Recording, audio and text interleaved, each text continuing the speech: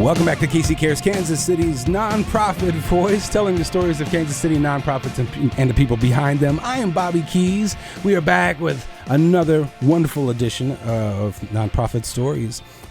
We just got done talking with Eileen Babowski with the Sewing Labs. Awesome community program that's out there just teaching people, and it's kind of, leads us to our next one. Okay, we're kind of all about teaching.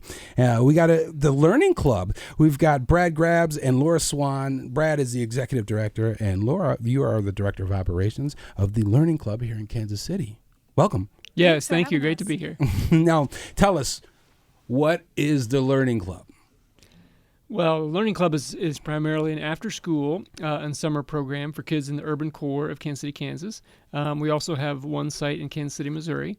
But we really focus on serving the most disadvantaged kids in the metro area with after-school homework help and tutoring and mentoring from volunteer tutors that come from all over the metro area.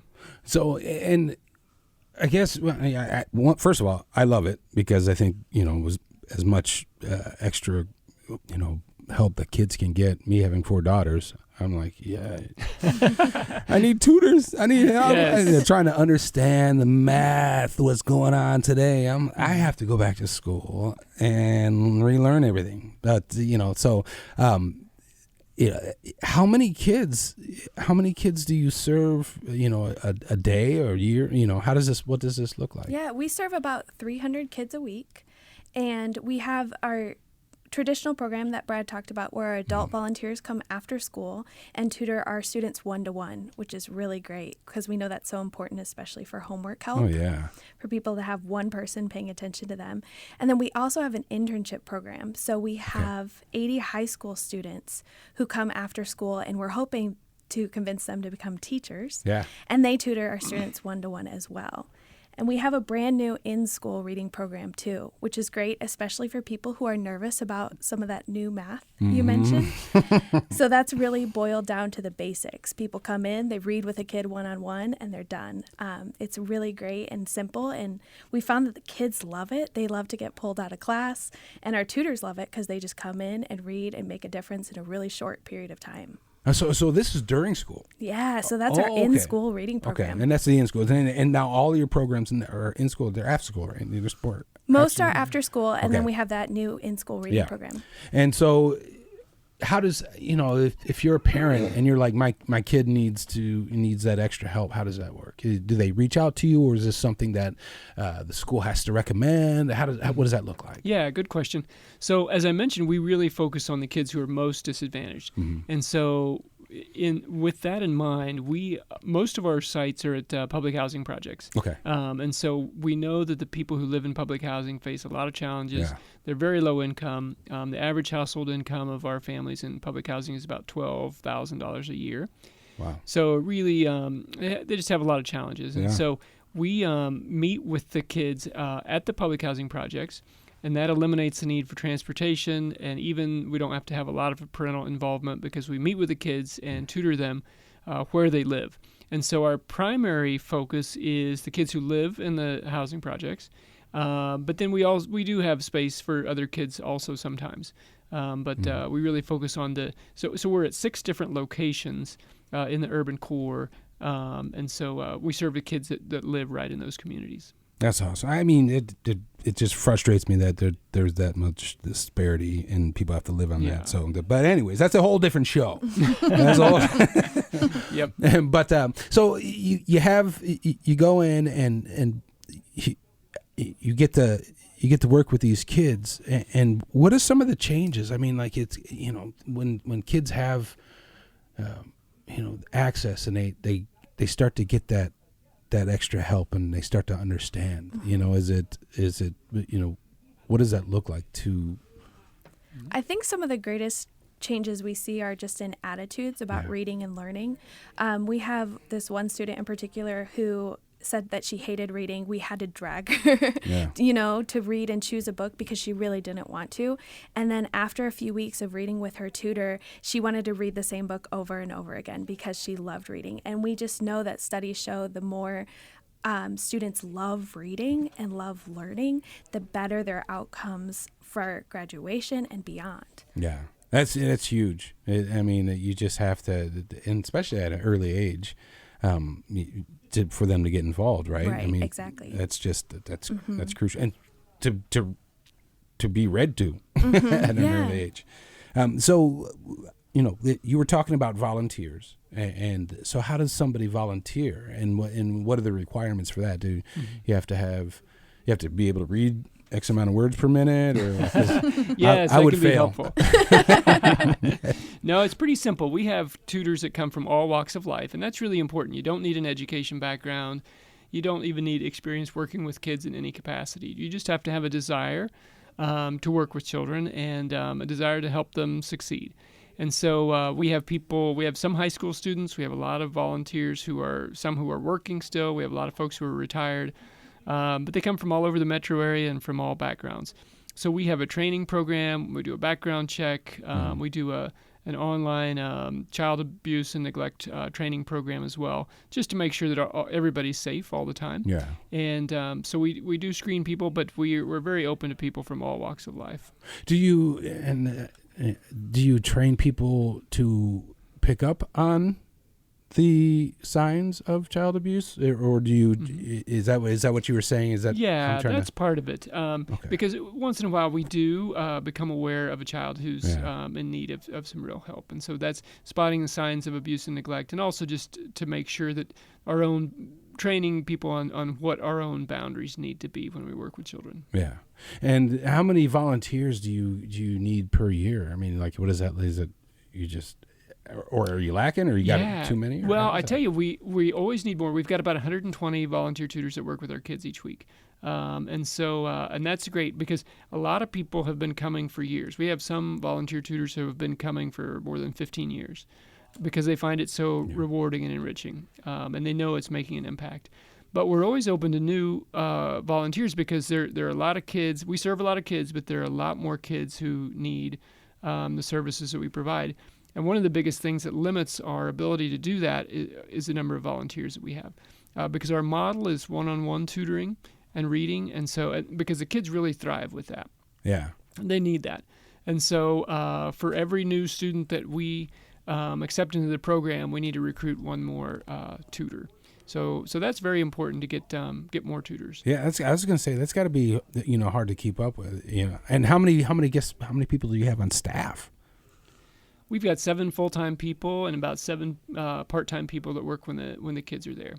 And are you had said that you were kind of integrated within the lower income communities within Kansas City. Is that something that you work with the city on, or the school on, or is that something that is a decision that you guys just lay out a map and say, this is where we need to be? Yeah, it just kind of happened organically. We noticed a real need in the public housing project locations, and so we approached the housing authority and asked if they would welcome us in, and they did. Both on the Kansas and Missouri side. So they're kind of our partners. They allow us to meet with the kids in their facility.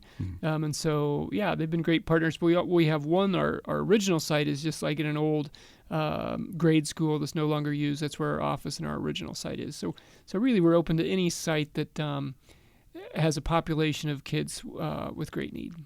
And do you, as far as like the books and how do you get that? So we used a level reader system in conjunction with the school district. Okay. So it's very simple. It's A to Z. So the students start out at A in kindergarten, and hopefully by 6th grade they're reading at a level Z. But we do have a level for each student. So it's very easy, especially for volunteers who haven't been educators or teachers before, to come in and they know this student reads at this level. These are the books we're going to choose. It makes it really easy. And how do you get those books? Are they donated? Do you have to buy them, or is it through a combination of both? A lot are donated. Oh, okay, that's one. And then do you, I guess, do people just drive up and donate, or how does? Or sometimes we are right now making an effort to have more books with people of color and with different characters and different perspectives. Occasionally we'll put together a list of books that we'd like to have for our students, and we'll share that with people, and they'll be donated. That's I guess that is something that's huge. I mean, that's wonderful that you guys are doing that. I mean, it's crucial.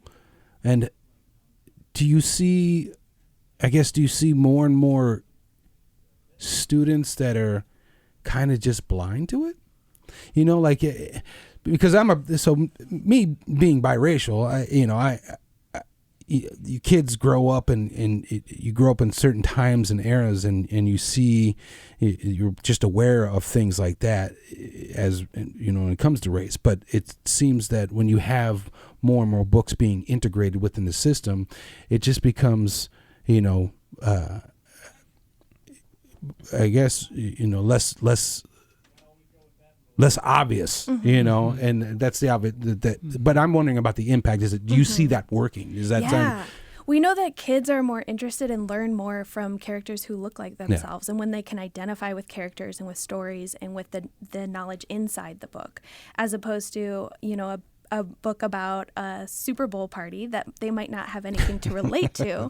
It's a book about family or something that they can relate to, and kids just learn so much more. And we find that our tutors and our volunteers learn from reading those stories as well. Yeah, that's huge. I mean, being able to get into another culture and understand another culture through these types of books. And right. To build unlikely friendships is what Brad calls it sometimes. That's awesome. And then, so how did you get involved with it? Yeah, it's a good question.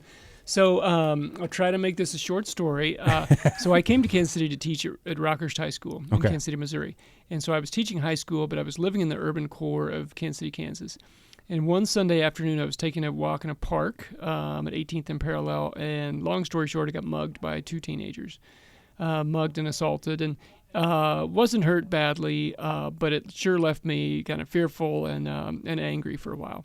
But as I reflected on that and prayed about that experience, what came to me was, maybe these teenagers don't have nearly as many opportunities as the kids I was working with at Rockhurst. And as I started to ask around, sure enough, I found out there really was very little in the way of good activities for young people to be involved in that community. And so that's when I thought, well, maybe that's what I should be doing. And so I approached someone that I knew who was working in that area, and we made it happen. In 2002, we started it, just a very small program with a handful of kids at that time. And it's grown since then. We added the different public housing projects. We started adding those. We added Juniper Gardens in 2010, I believe, and we added about one a year for several years. That's wonderful. That's awesome how you just took something so negative and you turned it into something positive, and now you're just affecting so many kids and families. And people can donate. How can they help you? They can go to the website. Yeah, our website is learningclubkck.org. And we really consider everybody who helps us in any way, whether you're a volunteer, a donor, or if you donate books or whatever. Everybody who helps is an important partner in our work. And so, there's information online about how to get involved as a volunteer and also how to donate. And as a high school volunteer as well, right? Yes. So do you, I guess, what do you get more of? Do you get more of the high school volunteers, or? The internship program, the high school program, is fairly new. This is its second full year. So we are in 6 KCK public high schools right now, all 6 of those, where we have interns coming each week. And we're adding just one more high school this year, hopefully. And we hope to slowly continue to grow that. But there is a rigorous application process for high school interns. So I would say right now we're mostly looking for adult volunteers, but high school students are welcome to volunteer as adults separate from the internship program, especially if they need service hours or other things like that. What about college? Do you get any? Yeah, we welcome college students. It's a great experience, especially if they're looking to go into education, to get some one-on-one experience working with a child and really trying to crack the code and figure out how to reach every single kid. Yeah, that's amazing. And some of our staff members are students at KCK Community College as well as Donnelly College, and they're important partners with us as well. That's wonderful. Well, if you want to help and you want to volunteer, you want to donate money, books, they need it all. And, it takes a lot. This is where the whole community, it takes a community, because this is crucial when it comes to, the development for children, for kids. Reading is super important. You can find out more by going to learningclubkck.org, learningclubkck.org, or you can follow up on Twitter at learningclubkc. Right. And Brad, Laura, thank you very much. We appreciate you. And once again, check them out online, learningclubkck.org. And thank you for listening to Casey Cares. We'll be back.